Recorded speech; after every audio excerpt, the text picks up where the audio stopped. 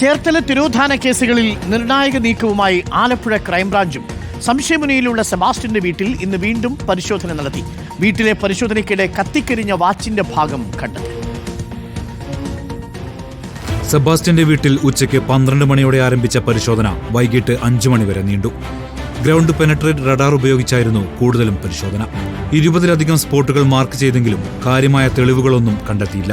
അതേസമയം വീട്ടിൽ നിന്ന് കണ്ടെത്തിയ ചെരുപ്പും അടുപ്പിൽ കത്തിയ നിലയിൽ കണ്ടെത്തിയ വാച്ചിന്റെ ഭാഗവും ഇന്നത്തെ പരിശോധനയിലെ നിർണായക തെളിവായാണ് അന്വേഷണ സംഘം കാണുന്നത്.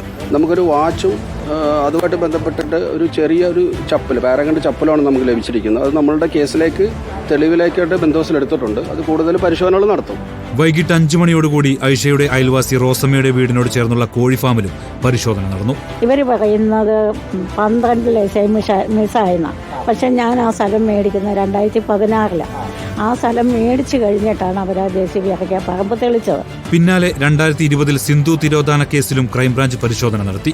തിരുവിഴയിലെ സിന്ധുവിന്റെ വീടിന് സമീപത്തുള്ള തങ്കപ്പന്റെ വീട്ടിലായിരുന്നു പരിശോധന. ഇവിടുത്തെ പരിശോധനയിലും കാര്യമായി ഒന്നും ലഭിച്ചില്ല. റിപ്പോർട്ടർ, ആലപ്പുഴ.